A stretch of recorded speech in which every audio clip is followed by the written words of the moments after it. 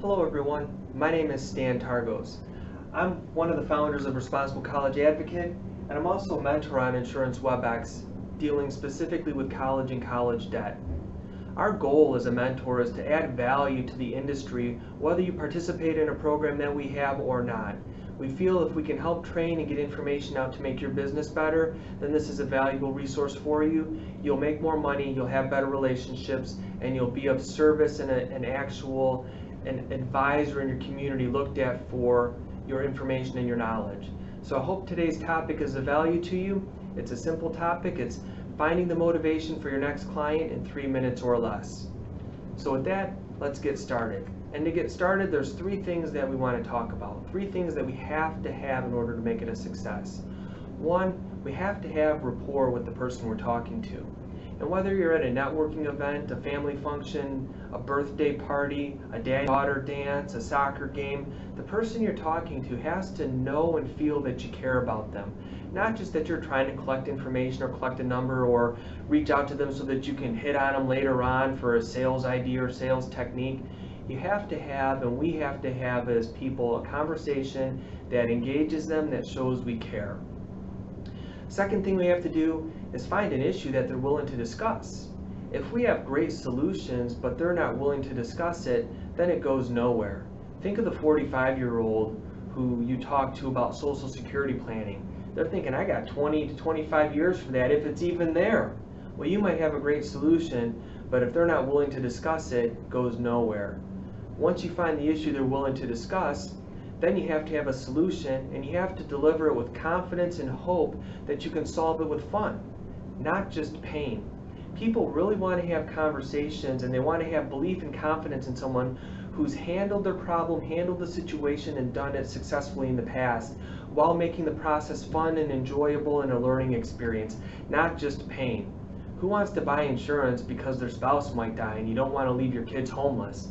That tactic ran out in the 60s and 70s. It's 2020 right now, and we need to have a better solution and a better conversation. As we do this, we really have to think of what we're selling.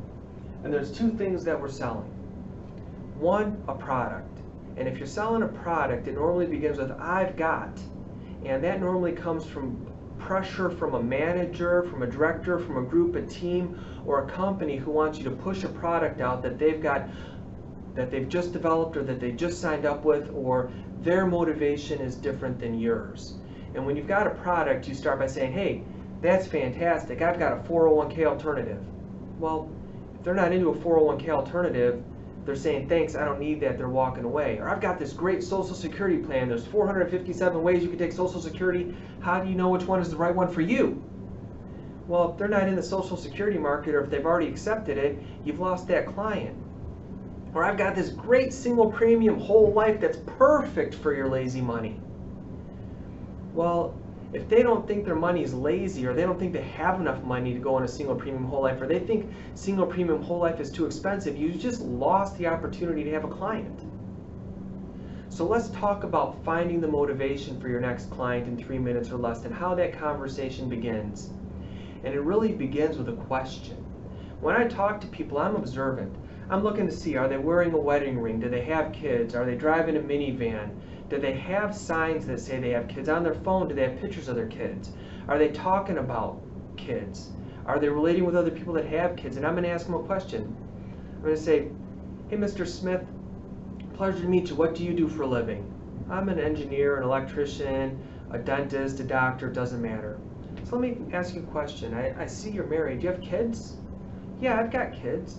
Fantastic. Are they in college yet or not yet? Oh, my kids are young. They're not even in middle school.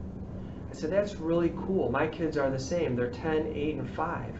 I said, are your kids the kind of kids that are going to go to college, or the kind of kids that aren't?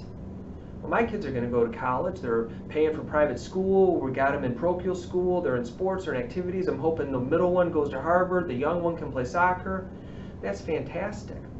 Do you have a good college plan in place, and is your plan just really revolve around setting money in a 529, or have you taken advantage of the scholarships that are available for kids that aren't in high school yet? What do you mean? Well, I shared my kids are 10, 8, and 5. I have $16,500 in scholarships at over 500 universities across the country. Do your kids have that program? No, I didn't even know that program existed. I said, well, that's easy. One, they're in middle school, and two, most financial advisors, in fact, 96% of financial advisors and CPAs don't understand how the FAFSA works, and they don't understand how Social Security works, which is why those are the two biggest confusing issues for families out there. But for your scenario, I have the ability to give you information without charging a dime because I'm affiliated with a nonprofit who gives me the credentials to educate without charging a fee. That's why I'm at a bunch of grade schools, middle schools, high schools, and professional places putting on presentations about this to get the word out. But what I'd love to do is give you some information and set up a scholarship account for your kids. It's actually using university money dedicated for your kids if they get in. Does that sound like an okay idea? Is that reasonable? Yeah, perfect. So most people think they can only pay for college by putting money into 529. And most families don't even know what their limit is on their 529 before their state penalty is superseded by their FAFSA penalty. And that FAFSA penalty is huge. Do you know what your limit is? Are you using 529s or not? Oh, well, we'll talk about that too. At that point, I have a conversation, I've got them engaged, and I can easily set up a time to have a coffee. My goal is not to sell them a product. My goal is not to sell them a solution. My goal is not to sell anything other than a conversation to have a cup of coffee to go deeper. I want to give them information. I've already driven a wedge between everyone else in their life because no one else is talking to them like I'm talking to them. If they say, my kids are older, they're in college and out of college, I'll say, oh, that's fantastic. Are you one of the families that just paid cash for it, or did you have student loans and parent loans, like most people? Oh, we have student loans and parent loans. So one of the things that universities bring me on board to do is help families understand how the student loan process works, so when they graduate, we can eliminate all the debt in 4 to 6 years, depending on how much they have. Is that something you'd like me to talk to your son or daughter about, or to have a discussion with you and your wife about your parent loans? It's a huge problem out there. Everyone's struggling with it. If you Google it, you get 85 million hits in 3.5 seconds, and no one has the time to figure it out, which is why they just guess. Yeah, my son would actually love that. Fantastic. Let me set up a time to have a conversation with him. We can do a 15-minute phone call. We don't even have to break your schedule and meet live. Does that sound fair? Sounds fair. When we have that conversation, basically we're saying let the games begin, because over 70 or 80% of the people that I see that I engage in that conversation book a meeting with me, refer me to someone, and I walk away with the opportunity to have a conversation that leads to a fact finder, that leads to the sales process. That's what I love doing. So why does it work? Well, it works for one simple reason. The two problems we're discussing are socially acceptable to have: college and college debt. All over the news, everyone deals with it. You're not singling someone out for being broke, for being unprepared, or being poor with their money. No one wants to admit they're broke. If you're that person who walks into a networking event and says, I can manage risk and 401, and I can do this with stocks, bonds, and mutual funds, and I get a rate of return, they might love what you have to say, but you'll never get a meeting with them because they don't have the kind of money that they think you need to invest. But when I talk about everyone struggles with this problem called college and college debt, you're just part of the process. You're victimized like everyone else. But a knowledge-based solution will solve that problem. That's what separates me from the pack. Mostly, families want their kids to get through college, to be successful, and to have a successful launch in life. And that's what we do. That's the problem we solve. So as I talk about my most recent conversation, I want you to know that you can follow me on Insurance WebEx members to get more information, more tips, more techniques. But here's the conversation that I had recently. I was at the daddy-daughter dance. My daughter's 10, she's dressed up, she's beautiful, absolutely gorgeous. We're having a great time. One of my friends has 4 of us at his country club. We're sitting at the window overlooking the golf course. I'm sitting next to someone I never met across from my daughter. The 4 daughters are playing Old Maid while we're waiting for their chicken tenders and our grilled salmon or whatever we're having.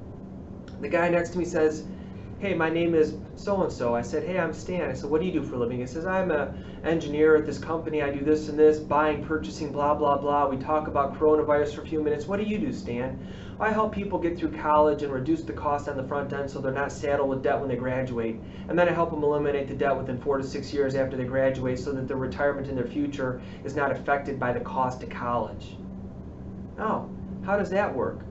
And so, you know, how your kids are 8 and 10, my kids are 8 and 10 as well. One of the things that I do by helping people reduce the cost on the front end is make sure that they take advantage of all the money that's available for them so that they can use someone else's money instead of their money when their kids go to school.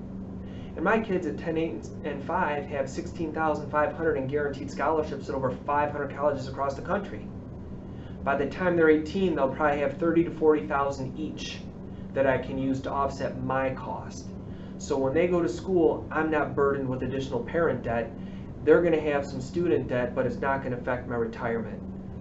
I've never heard of this. How come no one's talked to me about this? One, your kids are in middle school, and two, 96% of all CPAs and financial advisors don't understand FAFSA or Social Security, which is why most families only do a 529 and have no plan on how they're going to take Social Security. But from the college standpoint on a 529, is that something that you're doing or that you've been advised to? And he said, yeah, the water cooler, all we talk about is how much money we can plow in it. And so, well, let me ask you a question. What's the optimum dollar amount you should have in your 529 before your FAFSA penalty is greater than your state tax benefit? I don't know, I just figured I'd save as much as possible. I said, well, you're probably putting yourself in a position to overpay for college because the more money you have in that 529 than you should, the penalty on FAFSA is far greater than your state tax benefit, which means you have to use more of your money to pay for college instead of get the gifting because you've been responsible. And I help people organize their economy so that their responsibility doesn't penalize them. Well, where do I get this information? I said, well, I happen to have 2 books. One, Cracking the College Financial Code, which was written 4 or 5 years ago. 2, The Affordable College Plan, a responsible alternative to free college, which is coming out in the next couple of weeks. So he's putting it in his phone, typing it in. He ordered the one book now. He's going to order the next book then. I get a ping on my phone. He sent me all of his contact information. He says, this sounds like something me and my wife need to talk about. We don't really have a financial advisor, but I listen to the guys at the office. I feel like I'm behind the 8 ball, but you're telling me something different. If I send you some information, can we have a conversation? And this took 15 minutes of him badgering me where I couldn't pay attention to my daughter. And I'm trying to engage my daughter as she's playing old maid and be tactful to the conversation, but he latched down like a pit bull. And that happens more often than not. So I hope you take this information. I hope you share your success stories with us. And I look forward to having a conversation with you someday. Take this information and go add value in your community. God bless you.